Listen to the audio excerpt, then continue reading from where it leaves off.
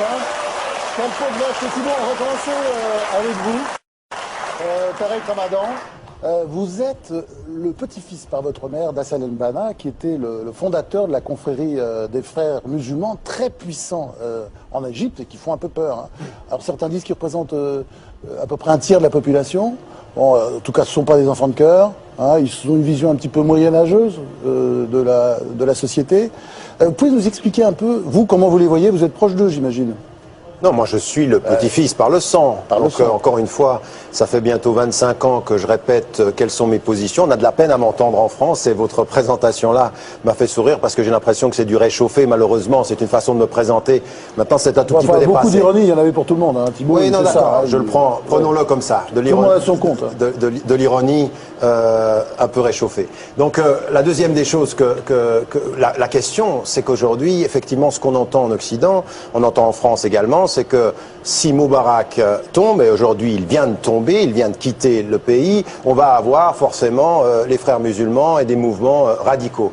D'abord, c'est pas vrai. Ce qui se passe aujourd'hui en Égypte, c'est pas du tout ça. C'est un mouvement de masse, comme celui qu'on a vu et qui a surpris tout le monde en Tunisie. Ça n'est pas un mouvement islamiste. Ça n'a rien à voir avec la révolution iranienne. Il y a un mouvement de masse aussi en Iran. Vous avez vu le résultat. Mais c'est ce que j'étais en train de dire. On a toujours peur que les intégristes confisquent la révolution. D'accord, mais la révolution. Elle est très belle, la révolution au départ, et puis après. Non, de toute façon, il faut dans tous les cas rester. Dans tous les cas, il faut rester prudent.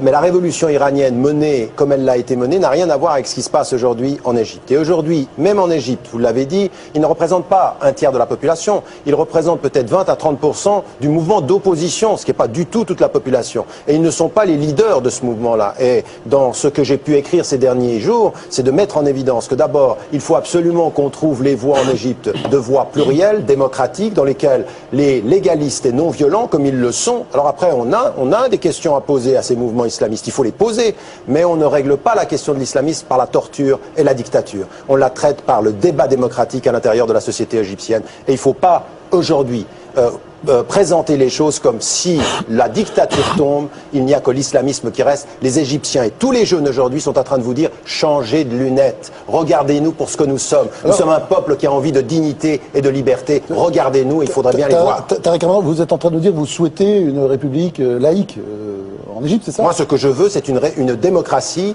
avec les principes qui sont inaliénables pour moi. L'état de droit, la citoyenneté égalitaire, le suffrage universel, le mandat spécifique pour un président et la séparation des pouvoirs. Voilà ce que je veux. Maintenant, ça, ce sont des principes qui, pour moi, sont inaliénables. Le modèle de la société, ce sera le modèle que décideront les Égyptiens. Parce que s'il y a une chose qu'il faut qu'on entende en Occident, on partage les principes, mais on n'impose pas les modèles aux sociétés. Des séparations entre l'islam et l'État?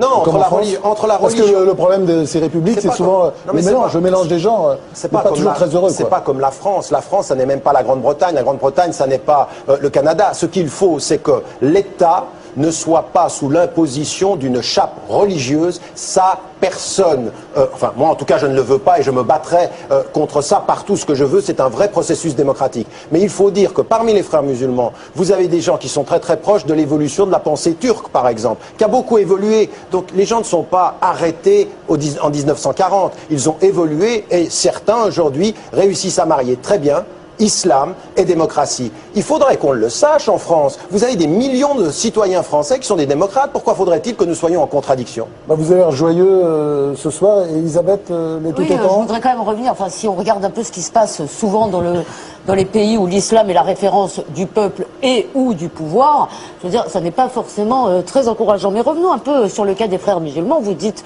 que vous n'en êtes pas, j'en prends acte, et je suppose que si un de vos éditeurs a dit le contraire de la préface d'un de vos livres, c'est par erreur. Mais quand même, ces frères musulmans... Non, il n'a pas dit ça. Non, vous l'avez mal lu. La phrase de Alain Grèche, pour le citer, dit que je suis dans la lignée de la pensée. Ça, c'était...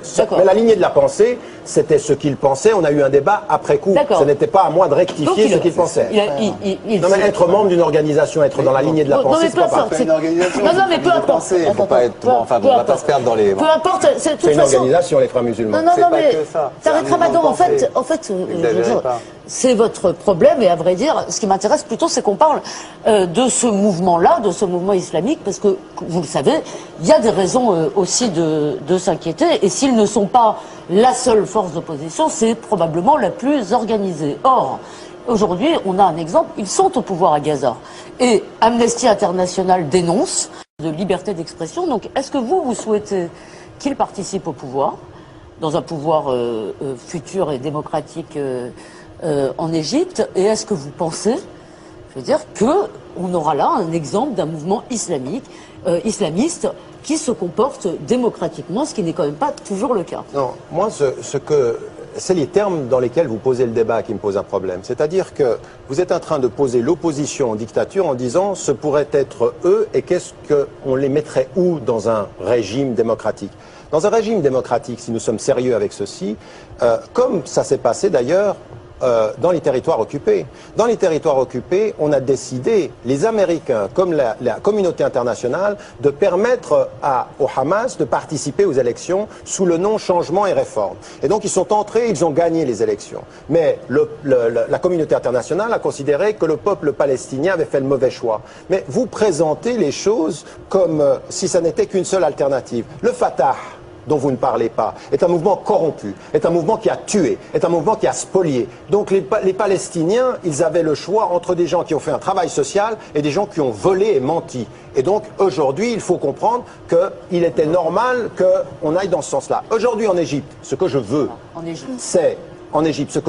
c'est qu'il y ait un vrai pouvoir de transition qui aille vers la possibilité pour toutes les forces non violentes, respectueuse de la démocratie et des 5 principes dont je viens de parler, qu'elle soit partie prenante. Les frères musulmans ne sont pas les leaders de ce mouvement. Il faut cesser en Occident de diaboliser cette opposition et de ne pas soutenir les peuples. Vous avez eu un président qui, hier, en France, a encore relevé la menace des islamistes. Ça suffit. Il faut qu'on soit logique avec la démocratie. Vous présentez le travail social, vous présentez ce mouvement partout dans la presse comme un mouvement en rénovation, comme un mouvement pacifique, avec une querelle des anciens et des modernes.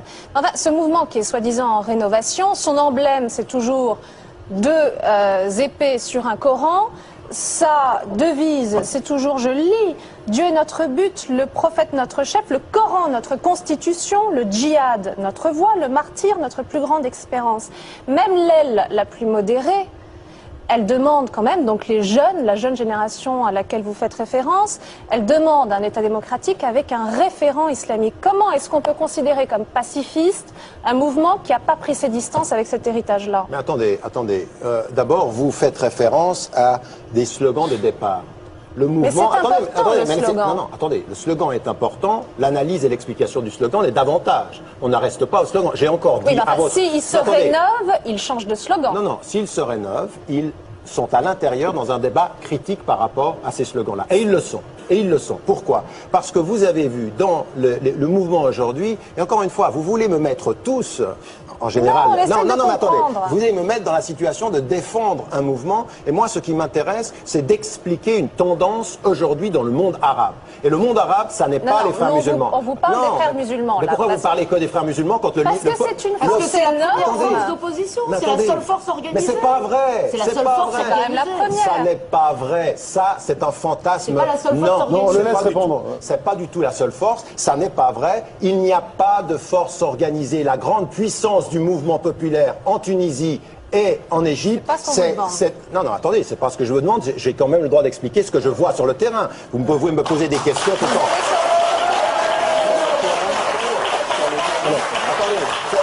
Attendez, sur le terrain en Égypte, on le laisse répondre. Pas vous sur le terrain en Égypte. On le laisse répondre. Attendez, sur le terrain de l'analyse en Égypte. De l'analyse, soit. Attendez, on fait quoi là? Vous êtes plus sur le terrain de l'analyse que moi? Moi, j'y suis allé il y a moins longtemps que vous. Moi, j'y étais l'année dernière 2 fois. D'accord, mais c'est pas parce qu'on va... Je vous écoute quand même. C'est pas parce qu'on va une semaine... C'est pas parce qu'on va une semaine en Égypte qu'on a compris les tendances historiques. Fabrice, on le laisse. Toujours est-il que ce que je suis en train d'expliquer, et que j'aimerais bien qu'on entende ici, c'est que les mouvements qui ont fait la force de ceux qui ont déboulonné Ben Ali et qui ont déboulonné Moubarak ne sont absolument pas les forces islamistes. Et qu'on continue aujourd'hui à présenter le monde arabe comme binaire, soit les dictatures, soit le mouvement islamiste. Maintenant, dans le mouvement islamiste, Et là où tout le monde s'est trompé, avant ce qui s'est passé en Turquie, et on doit être critique même par rapport à ce qui se passe en Turquie, mais on a entendu exactement les mêmes discours, des islamistes qui n'évoluent pas. Or, Erdogan, sur les 20 dernières années, a beaucoup plus évolué que vous dans l'analyse que vous faites de ce qu'il est. C'est qui le vous? Alors, Vous, c'est attends, vous, là, point de maintenant, vue de Jean-Christophe Ruffin. Jean-Christophe Ruffin, diplomate, écrivain, journaliste, enfin il connaît tous ces sujets comme Moi, ça. je ne vais pas voler au secours de Tariq Ramadan, il se défend bien tout seul, mais je suis assez d'accord avec lui quand il dit que cette révolution est une révolution diverse, pour le moment. Elle est diverse, et l'enjeu, c'est qu'elle le reste, on est bien d'accord. C'est-à-dire que tout le monde puisse s'exprimer. Là où je me méfie un petit peu, si vous voulez, c'est sur la question des principes et de la démocratie concrète. Parce que les principes, tout le monde est d'accord. Mais la démocratie, c'est pas l'Occident qui l'impose. La démocratie, elle vaut pour tout le monde, et je veux dire, il y a des structures démocratiques où il n'y a pas. Et moi, je mets ça en parallèle avec ce qui se passe en Iran. En Iran, aujourd'hui, les Iraniens sont muselés. Les Iraniens ont été écrasés l'année dernière, ils continuent à être torturés, à être mis dans des geôles, etc., parce qu'ils demandent la démocratie. Et on nous dit, finalement, en ce moment, les Iraniens prennent position en disant cette révolution est une révolution islamique. On voit un renouveau islamique, etc. Monsieur Ramadan, vous qui faites une émission sur la télé publique iranienne, Presse Télé, vous qui n'avez jamais dénoncé ce qui s'est passé en Iran l'année dernière. Vous avez fait votre émission sur cette télé iranienne, en anglais certes, sans jamais le dénoncer. Est-ce que vous considérez, oui ou non, que le modèle iranien est un modèle démocratique? Alors, monsieur Ruffin, c'est gentil de venir, ou tenter de venir un peu à mon secours au début pour finir sur une chute qui montre que vous ne suivez absolument pas ce que je dis. Sur la BBC, tout de suite après les élections, sur... Je sais très bien ce que vous dites, puisque je sais même ce que vous faites quand vous ne le faites pas. Attendez, sur la BBC, la dénonciation immédiate de l'attitude du gouvernement. Depuis 20 ans, depuis le moment où j'ai pu prendre la parole publiquement, l'opposition à l'imposition du foulard en Iran, l'imposition des règles, l'imposition de ce qui a été l'application des houdoud en Iran, l'intervention après les élections. Alors, vous ne pouvez pas simplement prendre une situation dans laquelle j'ai mis en évidence le fait que j'avais une parole libre dans cette émission. Parce que ce qui m'intéresse, vous savez, j'aimerais vous dire une chose. Écoutez-moi bien. Alors, on lit sur la télé iranienne, il n'y a que vous qui l'ayez. Non. Ah non, monsieur. Parce qu'il y a aussi des gens qui sont de l'Evening Standard, qui est très critique par rapport à l'Iran et qui est venu aussi prendre la parole. Donc moi, ce que j'aimerais que vous entendiez, c'est quelle est ma parole. Quelqu'un qui est un sunnite, d'accord, qui intervient et qui aujourd'hui prend une position pour essayer de ne pas tomber dans la rupture entre chiites et sunnites dans le monde arabe et dans le monde musulman. C'est ça qui m'intéresse. Mais ma position sur l'Iran, je suis désolé, au moment de l'affaire Rushdie, l'une des voix qui s'est élevée depuis Genève pour dire que c'était inadmissible et scandaleux, c'était quand même la mienne, vous ne l'avez pas entendu. Donc de dire vous n'avez jamais pris position, c'est encore une surdité à certains types de propos que je tiens. Maintenant, permettez-moi de dire une chose. Vous avez raison sur un plan, par rapport à la révolution. Mais nous avons tous, par rapport à la révolution, à une révolution populaire, à être toujours tout à fait prudent. On ne sait pas ce que ça peut devenir. Mais j'aimerais vous dire une chose. Vous prenez l'exemple de l'Iran que vous sortez du Moyen-Orient. Mais l'Occident, où était-il quand on partait en vacances en Tunisie, en Égypte? Où est l'Occident, cher monsieur? Pourquoi vous ne parlez pas de l'allié objectif de ce gouvernement, attendez, de ce gouvernement français, des États-Unis en Arabie Saoudite? Ne dites pas ça à moi, parce que c'est certainement celui qui on se moque. La réalité vraiment politique aujourd'hui, c'est qu'on se moque de l'islamisme et des droits des femmes. La seule chose qu'on protège, ce sont des intérêts. Là, on est en train de faire du débat périphérique. Le centre, il est celui-ci. Et c'est pour ça d'ailleurs que Jean-Christophe Ruffin a perdu son ambassade. Hein, parce que c'est comme ça son affaire. Hein. Je serai venu à votre défense, cher monsieur. David Abiker. Tariq Ramadan, pour bien comprendre, est-ce que vous appelez de vos voeux en Iran une révolution qui ressemblerait aux révolutions tunisiennes et égyptiennes? Ça vous réjouirait de la même façon ou pas? Oui. Bien sûr. J'aimerais que tout le Moyen-Orient s'embrase de cette même manifestation. Donc c'est très clair, très bien. La deuxième chose, c'est que finalement, dans tout ce que vous avez écrit les 15 derniers jours, vous avez détourné l'élan démocratique égyptien et tunisien pour le retourner à chaque fois contre l'Occident. Alors que, si, vous dites finalement que ces révolutions, elles se sont faites contre le modèle occidental. Et là, pour le coup, on a quand même un peu de mal à vous suivre. Alors, je ne sais pas ce que vous avez lu, mais il y a un article qui est sorti aujourd'hui dans Le Monde qui dit exactement le contraire de ce que vous venez de dire. Preuve à l'appui, je renvoie tout le monde vers Le Monde d'aujourd'hui qui dit exactement le contraire. Écoutez, j'ai lu. C'est tout à fait exact. Non, parce que quand on lit votre blog, non, sincèrement, d'ailleurs, ça m'a un peu amusé. Quand on lit votre blog, on a le sentiment que Ben Ali au pouvoir, c'est la faute de l'Occident. Bien sûr. Ben Ali est renversé, il est exfiltré de Tunisie, c'est encore la faute de l'Occident. Attendez. Il y a une agitation en Égypte, c'est la faute de l'Occident. Il y a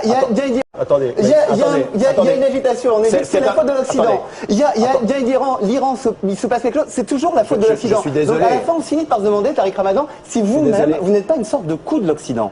Ah, ça c'est vraiment très intéressant, mais c'est tout faux. Mais permettez-moi simplement de vous dire une chose. Vous commencez votre intervention en disant on a l'impression. C'est vrai que vous êtes beaucoup dans l'impression. Non, laissez-moi terminer vos blogs. On peut même citer Papier du Monde qui commence par une critique des États-unis et de l'Europe. Ça va, c'est toujours l'Occident. Est-ce que attendez.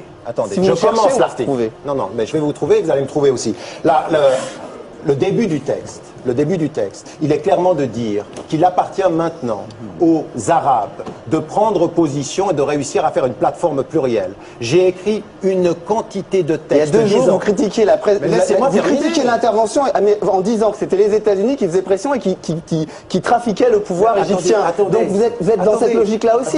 Vous voyez la main de la CIA. Enfin bon, la main de la CIA partout. Est-ce que je peux terminer en vous disant qu'en critiquant les Arabes, en disant que le problème aujourd'hui, ils ont une grande responsabilité historique. Ce passage-là, vous n'en dites rien. Si. Je le dis dans le texte. Mais attendez, maintenant, prenons les faits, sauf à les considérer souvent comme des naïfs, justement. Manipulés par la CIA. Enfin bon, allez-y. J'ai jamais dit qu'ils étaient manipulés dans la CIA. Et d'ailleurs, dans aucun des articles que je viens de sortir, il y a la CIA. Il n'y a eu qu'une fois la CIA.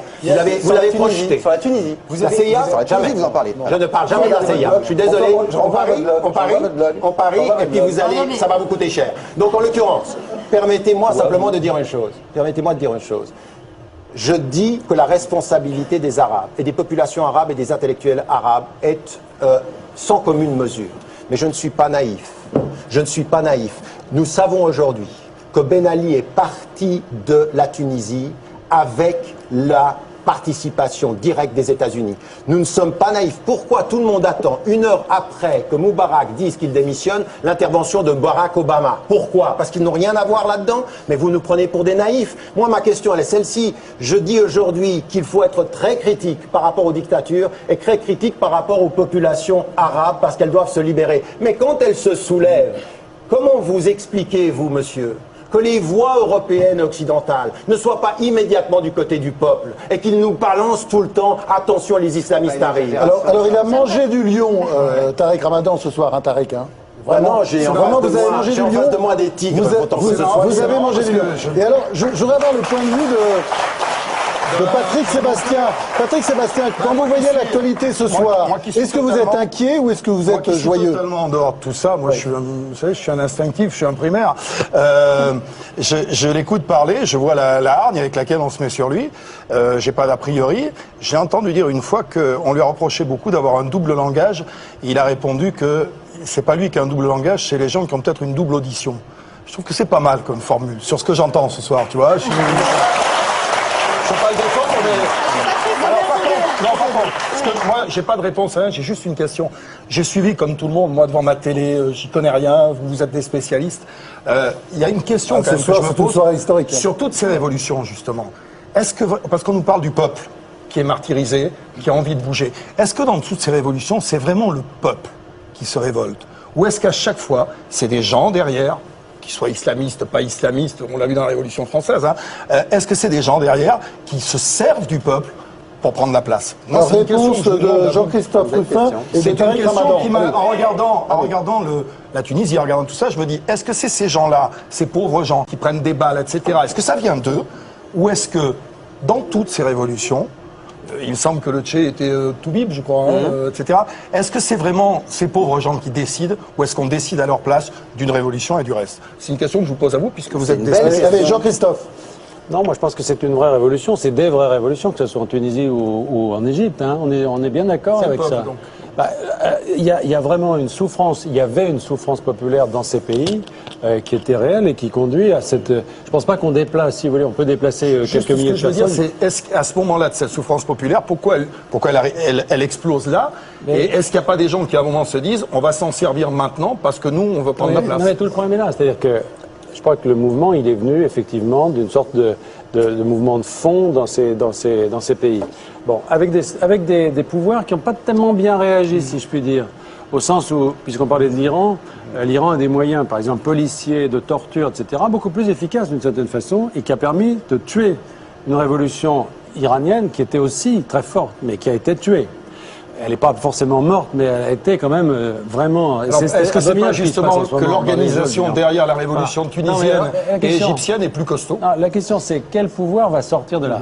Qui va attirer les marrons du feu, comme on dit? Vous savez, c'est pas du tout... Moi, je suis jamais pour opposer l'Occident, l'Orient, etc. Est-ce que le peuple va y gagner, surtout? Et leurs dérives, on les a connues ici. La terreur, on l'a connue ici. Donc c'est pas un phénomène, c'est pas pour dire, c'est un phénomène. C'est des Arabes, ils sont pas capables d'avoir la démocratie. Personne. Juste pour... Non.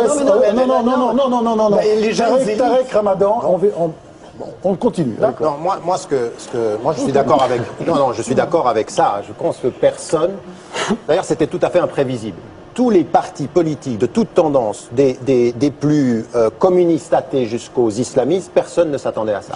Et à un moment, attendez. Juste un truc, ça veut dire qu'à aucun moment il se peut, je dis ça comme ça, moi je suis dans l'utopie totale, il se peut que des gens aient décidé de dire c'est à ce moment-là, on va se servir du peuple à ce moment-là. Non, par contre, attendez, il y a eu à un moment donné, un jeune homme s'immole, et puis un mouvement s'embrase. Personne ne s'y attend. Maintenant, qui y a derrière? Il y a évidemment, c'est de la politique. Tout le monde va essayer de tirer la couverture à lui. Et ça se passe maintenant sous nos yeux, encore en Tunisie. Et ça va se passer... Entre tirer la couverture et organiser, il y a une mesure.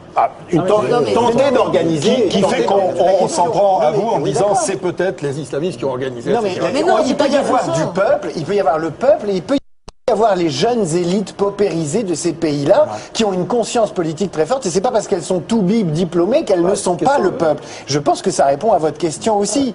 Et elles aussi, elles font de la politique. Mais moi, elles sont diplômées. Mais je voudrais quand même poser encore une question à Tarek Ramadan, parce que, en fait, je crois que vous n'avez pas compris notre question qui était un peu qu'est-ce qui peut se passer derrière? Or, dans le monde arabo-musulman, qu'est-ce qu'on voit depuis un certain temps? Des forces, effectivement, des forces qui ont été d'ailleurs réprimées, qui souvent, quand elles gagnaient des élections, étaient aussi réprimées, comme c'était le cas en Algérie, qui se réclamaient de l'islam. Et ça n'est pas forcément... C'est ça qui inquiète l'Occident. Ça ne veut pas dire qu'on choisit la dictature. On laisse répondre maintenant, Elisabeth. On laisse répondre. On a compris, tout le monde a compris. Non, je vais donner un exemple. On laisse répondre. Vous voyez bien la différence entre l'Inde et le Pakistan. Si vous voulez, ça se passe c'est la même histoire. La même histoire, la même colonisation, la même ethnie. La seule différence, c'est la religion. L'Inde est plutôt partie sur une bonne direction. Le Pakistan, c'est le chaos. Donc, vous comprenez que ça peut inquiéter. Elisabeth, est-ce que les invités peuvent s'exprimer dans l'émission? Tarek Ramadan, sauf que je ne crois pas que la grande tradition indienne, ce soit la petite histoire pakistanaise. C'est pas la même tradition. Et en plus, il y a aussi de vraies questions par rapport à ce que c'est que le Pakistan. Mais maintenant, je crois que l'idée derrière, ce que je peux entendre de votre question, c'est qu'il y a un vrai questionnement sur le référent islamique et la potentialité de la démocratisation. Et ça, je crois que c'est une question qui est légitime. Maintenant, poser cette question veut dire qu'on prenne fait et cause pour les principes de la démocratie et les processus de démocratisation. Il faut que les gens y participent. Pourquoi? Parce que c'est en participant au débat démocratique que vous changez votre vue de ce que c'est que la démocratie. C'est pas sous la répression. La répression n'a jamais fait disparaître ni le référent islamique, elle a plutôt tendance à le radicaliser. Donc allons vers quelque chose de tout petit peu plus J'aimerais qu'on sage. passe maintenant un tout petit peu à la géopolitique. C'est-à-dire qu'il y a ce mouvement en Égypte, il y a des mouvements au Yémen, il y a des petits mouvements plus faibles en Syrie. En Algérie, il y a une grosse manifestation prévue le 12, c'est-à-dire demain. Dans quel ordre vous voyez les choses? Est-ce que vous pensez que le monde arabe est en train de s'embraser, ou qu'il y a, bon, maintenant les problèmes égyptiens et tunisiens sont réglés, et qu'après on va avoir une plage de temps un petit peu plus longue? Il y a une conclusion provisoire, mais qui est quand même assez évidente, c'est que soutenir, et là-dessus on se rejoint tout à fait, soutenir les dictatures n'est pas un gage de stabilité. Ça, c'est tout à fait clair. Je veux dire que on a été extrêmement complaisant, et c'est pas la faute des ambassadeurs. avec... Non, mais je dis ça parce qu'on... Non, vous avez votre histoire, vous étiez ambassadeur au Sénégal, vous parliez un petit peu fort et vous avez été viré. Oui, non, mais quand on dit les ambassadeurs disent pas ce qui se passe, alors on ne savait pas ce qui se passe en Tunisie, de qui se moque-t-on?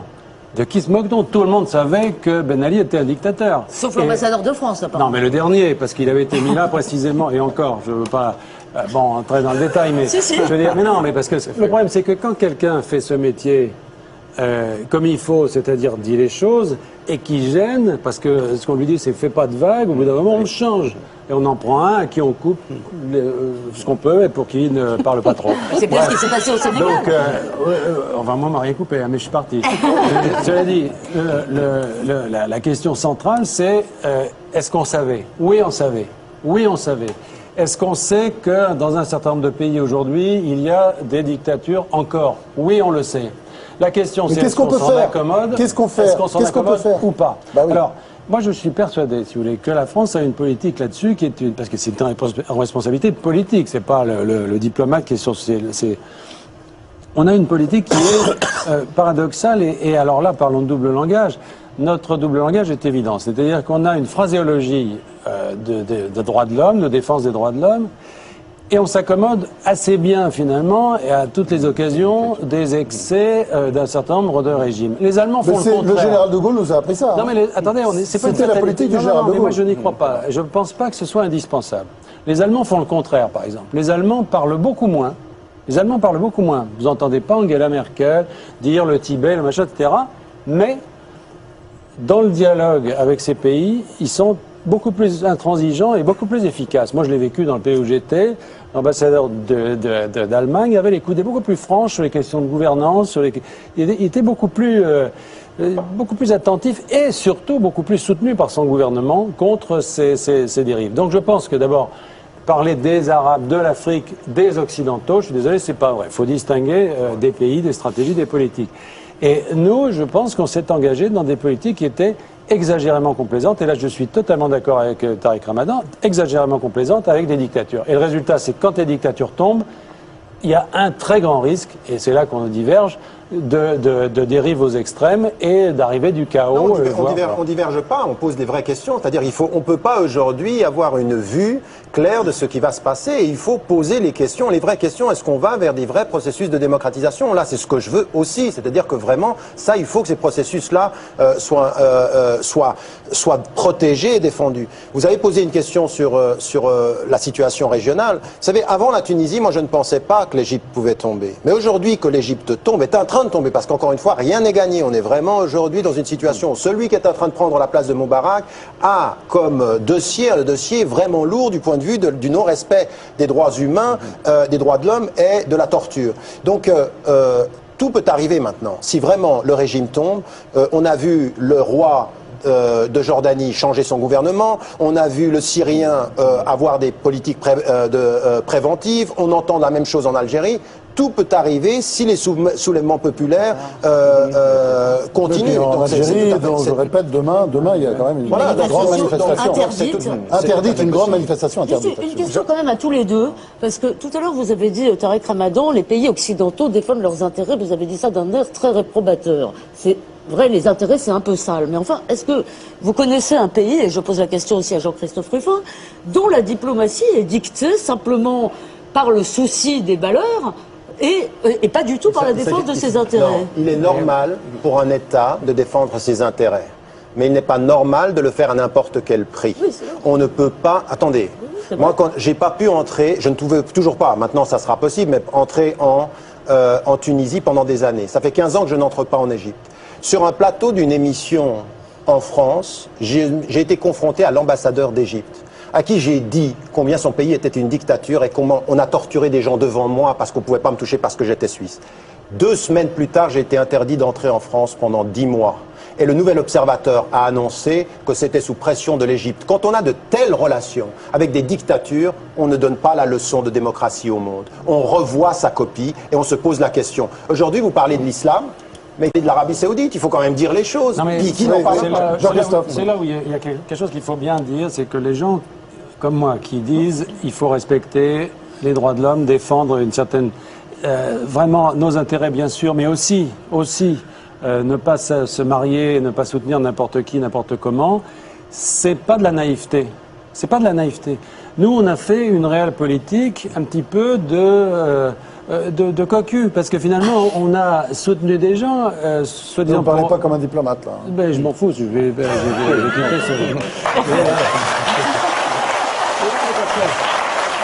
Qu'est-ce que c'est la réelle politique quand vous avez soutenu des gens qui disparaissent dans le chaos et dans l'opprobre et qui vous laissent désarmés lorsque vous voulez parler désormais de démocratie dans le monde? Jean-Christophe Ruffin, quand l'État français est sommé de réagir et il tarde à réagir à ces révolutions qui arrivent, évidemment, il est sommé au nom des droits de l'homme. Et on a le sentiment que la marge de manœuvre d'un État comme la France, elle se rétrécit, c'est-à-dire qu'il a le choix entre une politique des droits de l'homme alignée, grosso modo, sur le discours médiatique, et puis Wikileaks. Et qu'entre les deux, il ne peut plus rien faire. Et c'est assez bizarre quand même, puisque tout... Et j'y suis d'une certaine manière parvenu, jusqu'à ce qu'un jour, effectivement, un coup de fil, et puis voilà. Et c'est les réseaux français qui vous ont eu.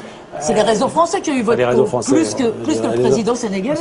Patrick Sébastien. C'est juste une question que je vous pose à vous, puisque vous êtes des spécialistes. J'essaie de me mettre de ressentir un petit peu ce que ressentent les gens devant la télé qui les concerne eux. C'est juste une question, c'est entre ces erreurs diplomatiques, cette espèce de flambée dont on parlait qui passe de la Tunisie à l'Algérie et tout, il y a des gens que je rencontre, moi, qui me disent et est-ce qu'éventuellement ça peut faire quelque chose chez nous? C'est une question qu'on me pose. Et que des gens me demandent en me disant est-ce que cette onde de choc, le fait que notre président ait soutenu certaines personnes qui maintenant sont de l'autre côté. Il y a une révolution française? Non, pas. Non, je parle pas de ça. Excellente question de Patrick Sébastien. On va garder comme chroniqueur d'ailleurs. Il y a des Tunisiens, il y a des Algériens, il y a des Égyptiens. Et est-ce que ces gens-là, moi j'ai des gens qui me disent, parce que le Front National se nourrit de ça, vous inquiétez pas. Je veux dire, c'est vrai que s'ils se nourrissent de ça, ils ont raison d'ailleurs, mais il y a des gens qui me posent la question que tu ne peux pas empêcher d'avoir cette petite angoisse en regardant la télévision, en disant mais est-ce que ça, c'est pour ça que je vous demande à vous, est-ce que ça a une chance de donner des idées, pas de révolution, mais de mouvement ici? Patrick Sébastien, moi je dirais qu'aujourd'hui, dans l'effervescence internationale, c'est le contraire qui peut se passer. C'est-à-dire que, non, le contraire. Les citoyens français comme européens, comme occidentaux, c'est-à-dire qu'on l'entend même aux États-Unis, c'est un apaisement, un soulagement. Quelque chose se passe enfin dans le monde arabe avec un mouvement qui va vers la démocratie. Je crois qu'il y a beaucoup plus de contentement et de soulagement que le contraire. Mais j'aimerais juste ajouter un mot sur ce que vous avez dit et sur votre question de l'hyper-président. Il ne faut quand même pas nous dessiner la relation de la France avec l'Afrique ou avec le monde arabe comme quelque chose qui serait aujourd'hui uniquement de mauvais augure parce que de droite. La gauche au pouvoir a aussi traité avec les dictatures de la même façon. Et ce ne sont pas des erreurs diplomatiques. Il faut vraiment ce sont des erreurs politiques, d'éthique politique. Où nous plaçons-nous? Et encore une fois, je suis vraiment pour que cette équation, elle soit claire. Il ne s'agit pas de choisir les intérêts contre l'éthique, mais l'éthique avec les intérêts et les intérêts sans oublier. Vous êtes d'accord, Jean-Christophe Ruffin? Oui. C'est-à-dire les Arabes sont fiers ce soir. Oui, mais moi je pense que si vous voulez, c'est un peu en effet le contraire, c'est-à-dire que c'est l'influence des Tunisiens, Algériens, etc., qui sont ici, qui sont à l'étranger, qui a beaucoup joué aussi sur l'évolution de leur pays. Et je pense que le fait de se rapprocher de ce que peuvent penser les diasporas, l'Africain qui est ici, toutes les familles qui ont encore des membres de leur famille dans ces pays d'origine, ils sont plutôt plus près là aujourd'hui parce que les situations se rapprochent. Cela dit, ils sont inquiets aussi, parce qu'ils ont l'expérience d'une forme de démocratie ici, qui n'est pas parfaite, mais qui n'est pas non plus quelque chose d'occidental. Moi, je ne suis pas d'accord pour dire la démocratie, c'est européen. Les voitures, ça a été inventé en Europe, mais on roule avec les voitures partout. Et je veux dire qu'une démocratie avec système représentatif, la possibilité de s'exprimer, le respect des faibles, le respect des femmes, le respect, etc., ça vaut partout. Et c'est ça qui est en jeu. Parce que tous ces gens qui sont ici, ils ont envie que ça soit comme ça dans les pays où sont encore leurs familles, si vous voulez. Alors, on parlait de la peur de l'islamisme, la grande peur de l'Occident.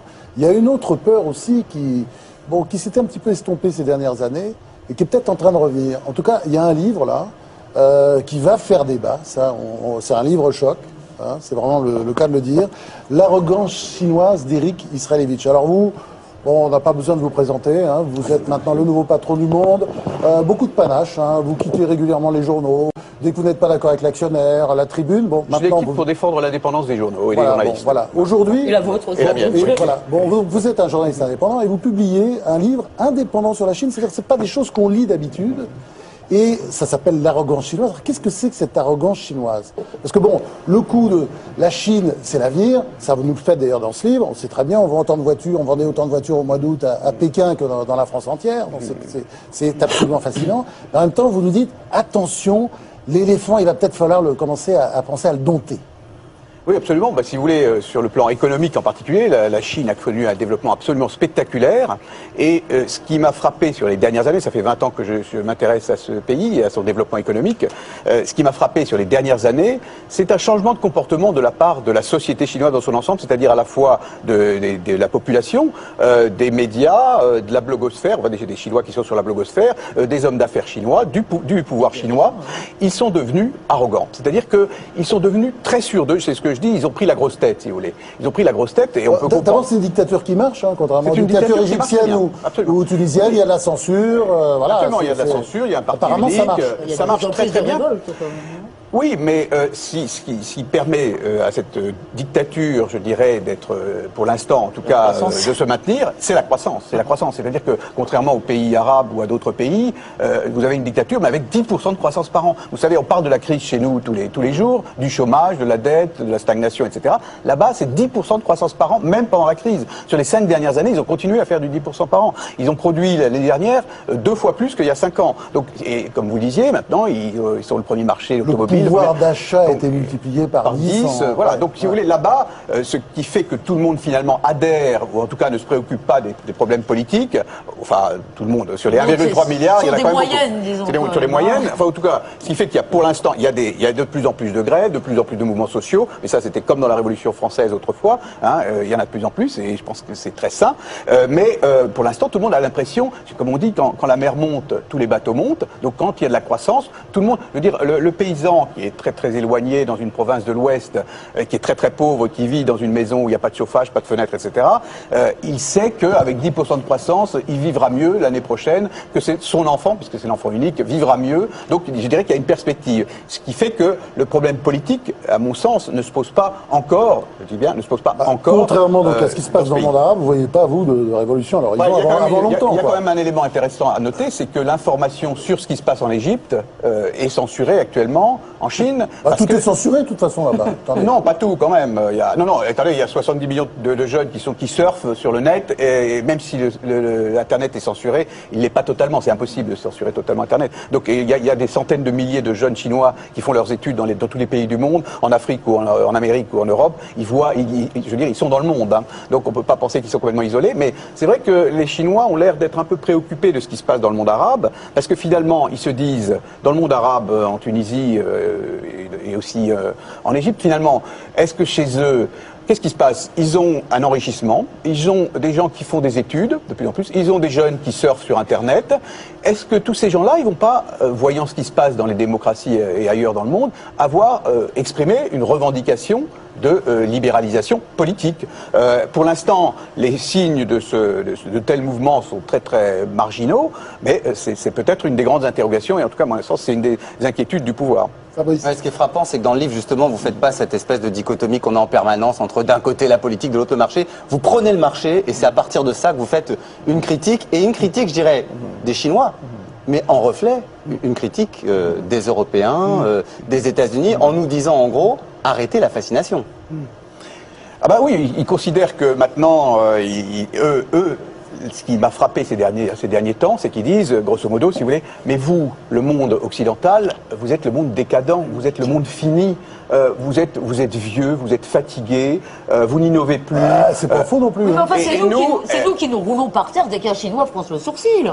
Oui, si vous voulez, c'est quand même notre faiblesse qui est la cause de leur arrogance. Ouais. Oui, enfin, eux se disent, attendez, on nous a donné des leçons, ça fait des années et des années que le monde occidental donne des leçons à la Chine, dit à la Chine comment ils doivent faire, etc. Mais eux, aujourd'hui, ils disent, attendez, arrêtez.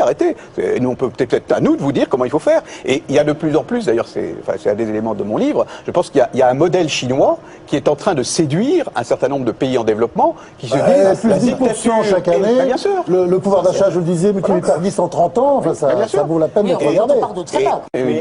Éric Israéli, comment on fait quand on est donc l'Occident, qu'on a le boulet de l'impérialisme, le boulet du colonialisme, qu'on a la contrainte des droits de l'homme, qu'on doit fermer sa gueule? Comment on fait pour affronter la Chine sur ses marchés, pour affronter la Chine en Afrique? Si on traîne, c'est pas des casseroles, je veux dire, c'est un handicap, on a des pieds lestés de plomb. Comment on fait, à part essayer d'aller grappiller des commandes? Comment on fait face à cette arrogance-là, qu'elle s'exprime en Afrique ou qu'elle s'exprime sur le marché international? À mon sens, si vous voulez, par exemple, en Europe, on s'unit, c'est-à-dire on se met ensemble, on ne se fait pas bagarre entre Allemands, Français, Italiens et Espagnols face aux Chinois. Pour eux, ils se frottent les mains, si vous voulez, quand ils voient la division européenne sur tous les sujets, que ce soit pour les grands contrats, que ce soit pour la monnaie, que ce soit pour le commerce, pour tout. Mais ils voient une Europe complètement divisée, pour eux, c'est un jeu très facile. Et ils viennent, là, vous voyez, le Premier ministre chinois est venu avant Noël, avec des carnets de chèques gigantesques, et la Grèce, vous êtes en train de... je vais vous donner un peu d'argent. Et le Portugal, donc ils sont là. Mais ils ne réinvestissent pas chez eux pendant ce temps-là. Elisabeth, ils ne réinvestissent pas chez eux pendant ce temps-là. Je pense que c'est une grave erreur, exactement. Je pense que nous sommes dans une situation complètement paradoxale où le pays, l'un des pays qui est encore un des plus pauvres, la Chine est encore un pays pauvre, on est très pauvre là-bas, est celui qui épargne le plus, celui qui a le plus d'argent de côté.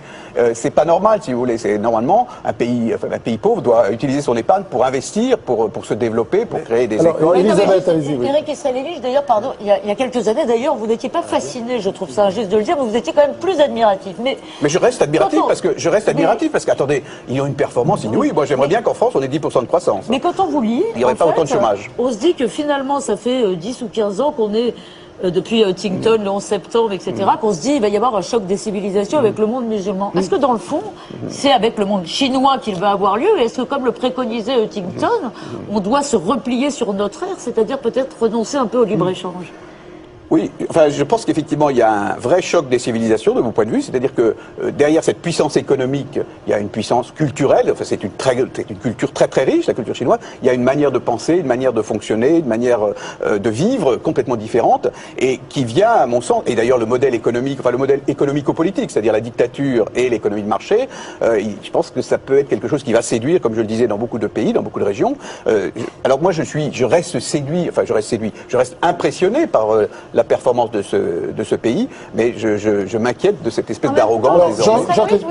Vous avez l'air de dire que cette arrogance cache aussi une angoisse face à ce modèle mirifique. Vous avez l'air de dire que c'est un peu un colosse au pied d'argile quand même. Oui, absolument. Je pense que l'arrogance qu'ils affichent aujourd'hui, c'est lié aussi à leur crainte finalement de ne pas poursuivre la croissance qu'ils ont aujourd'hui, puisque jusqu'à présent ils avaient les moteurs de leur croissance, c'était la démographie, une démographie qui explosait, c'était l'exportation.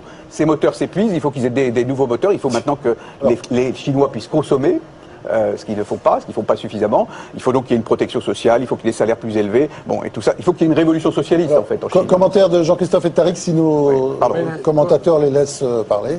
Jean-Christophe. Pour faire évoluer un pays comme ça, pour l'accompagner, peut-être dans plus de démocratie, les droits de l'homme, il n'y a pas que la dénonciation non plus. Il n'y a pas que le choc frontal en disant. Il y a aussi le fait, je crois que c'est très important, d'associer un pays comme la Chine aux instruments de la gouvernance mondiale, de les mettre. Moi, au Sénégal, par exemple, c'était dans un contexte très particulier, mais j'ai beaucoup associé l'ambassadeur de Chine à toutes nos réunions, etc., pour pas le mettre, pour pas le transformer en une espèce d'État voyou, d'État paria. Et finalement, on se rend compte que les Chinois sont assez demandeurs d'une forme de responsabilité mondiale. Mais évidemment, si on les transforme en État voyous, en disant on les met à part, ils n'obéissent à aucune règle, je pense qu'on crée un ennemi. Ça se fait, on y arrive à créer un ennemi simplement en le méprisant et en le mettant à l'écart. Je pense qu'il faut plus les associer, il faut continuer aussi à dénoncer, mais il faut aussi les associer à nos décisions. Oui, mais ce qu'on constate, c'est que souvent, ils s'associent et après, je dirais, ils prennent des engagements qu'ils ne respectent pas. Donc ça pose des... On l'a vu à l'OMC, on le voit dans un grand nombre de cas. Mais c'est là où il faut, les faire progresser dans un cadre... Je ne pense pas que ce soit intéressant de faire une espèce de containment, comme on disait autrefois, à l'égard de la Chine, en mettant ce pays à l'écart. Je pense Tariq, un mot. Juste vraiment l'impression, effectivement, que parfois, les politiques occidentales par rapport à la Chine, ne savent pas très bien comment se positionner et sont parfois très maladroites dans le positionnement sur la scène internationale. On est entre le choc culturel et la compétition économique. C'est tout ce qui nous intéresse. Et ça, effectivement, on crée l'ennemi. On n'est pas du tout dans un rapport, d'abord, qui est lié à aujourd'hui des nouveaux enjeux. Je pense par exemple au Moyen-Orient et à l'Afrique. La présence chinoise en Afrique et au Moyen-Orient est phénoménale. Et ce que vous disiez tout à l'heure, le passif impérialiste, le passif colonial n'est absolument pas présent dans beaucoup de conscience arabe par rapport aux Chinois. Et on acceptera chez les Arabes beaucoup plus une pénétration chinoise sans le passif colonial que ce qu'on accepte maintenant des Occidentaux. Il faut qu'on se rende compte de ça, parce que là on est en train de faire un très très mauvais calcul historique sur la présence des Chinois. Et l'autre chose qui n'est pas importante dans ce que vous avez dit, c'est à l'intérieur de la Chine, c'est une dictature et il y a quand même des mouvements d'opposition qu'on a vu s'exprimer il y a 2 ans, raison pour laquelle il faut complètement boucler. La révolte arabe pourrait donner des idées à ceux qui sont dans le nord-ouest, à ceux qui sont aujourd'hui sous la répression. Donc je pense on devrait peut-être reconsidérer nos positionnements par rapport à la Chine. Pour poursuivre donc la discussion, moi je vous conseille la lecture de ce livre excellent, L'arrogance chinoise par Eric Israelevich. Ce que m'a soufflé David à l'oreille, j'ai beaucoup aimé. Et il a symbolisé ça, il a dit c'est pas le choc des civilisations, c'est le chèque des civilisations. C'est ça très joli. Le chèque chinois.